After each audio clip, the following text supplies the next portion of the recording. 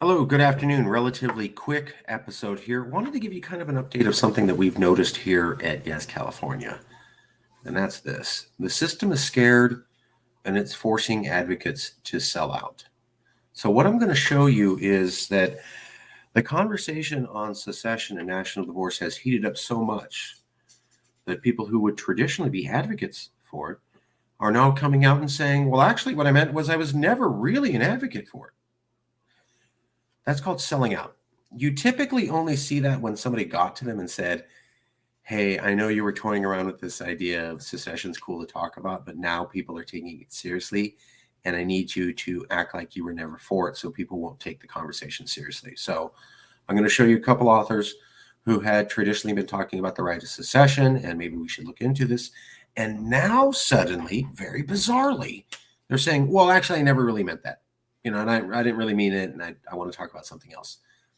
Why are you changing your tune so suddenly when you had a very distinct pro-discussion tune for a very long time, and then all of a sudden you change your tune? And why are many of them doing it roughly around the same time? And why is all that happening now? It's almost like it got real, and the system is now scared, and now they're trying to get people to walk back their enthusiasm so they can tamp down the enthusiasm on the discussion. It's almost like the discussion around national divorce is happening, whether they want it to or not, and they don't want you to talk about that. Let me show you the evidence, and you can make up your own mind. So the first thing I want to show you is this.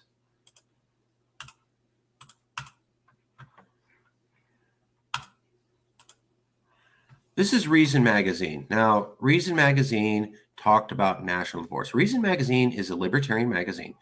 Reason Magazine has been talking about the right to talk about secession, to talk about Calexit. Maybe we need to have secession. Maybe we need to split up. It's okay to talk about smaller political units for years. And then all of a sudden, for the first time ever, 3 months ago, they came out with this video saying, well, actually, if you're a real libertarian, you won't back Calexit. And here's the two guys. The other half of Americans when they seize control of this central national government. Also, a lot of concerns about what keeping this together might look like. And hey, we might democratically elect. So these two guys, or at least one of them, and this is Reason Magazine, libertarian magazine, talking about how secession is a worthy topic to discuss for years, easily since 2016. And then 3 months ago, all of a sudden, they come out and they say something really bizarre. If you're a real libertarian, you shouldn't want to talk about secession. And in fact, being a libertarian means you have no interest in secession. So totally countering their argument and what they've been at from the philosophical level to specific articles they've issued. They were over here and now they're way over here, and they just did it all of a sudden. Just going, well, actually, I know we were talking like this, but what we really meant was this. They're not alone.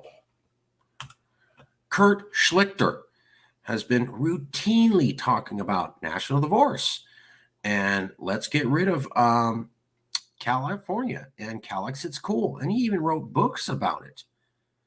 Now, all of a sudden, Kurt Schlichter saying something really strange and opposite of what he said for years. I don't mean a national divorce. Maybe we should stay together and just, vote Republican. So he has been constantly saying, let's have a national divorce. I wrote books. I wrote my books. Let me see if they show his books. He wrote these action books. Yeah. He wrote all these books, and they're all about America falling apart and national divorce. And he's written articles for Fox News and Town Hall saying he supports Calexit and the right of secession and let those lips go. And then now, this month, he's saying, well, actually, what I meant, I'm not for national divorce. So why did Reason Magazine, which has been for this conversation for years, suddenly change 3 months ago? And then why did Kurt Schlichter, who's also the same, been a big advocate for this, suddenly change recently? And how come these two things happen within the last 2 months? What is it about right now that's going on that seems to scare people? By the way, I'm not the only one making these observations. This is a libertarian podcast. It's only got a few subscribers, but I don't know these guys. These are regular libertarians. And here they are talking about this video from Reason Magazine and how it seems weird that they would take such a strange stance. Has been doing doing that for decades, and they've failed each and every time. They put up the milquetoast candidates, like, to where, okay, you got like a little bit percent of the vote, you got like the people who do care, but hasn't done shit, hasn't done anything good, and they've totally and utterly failed in that. And then when the LP actually gets close to a libertarian message, then they start complaining. Yeah, like as soon as the party's like, yeah, we do need some sort of solution, they're like, no, we need a state, we need democracy, we need to impose this all on people. Right there. That's them going, this is ridiculous, our party does this. So they're calling out their own party saying, you know, as soon as you get close to something, you get traction, you change your tune quick. Anything less than absolute protection of rights is anti-libertarianism.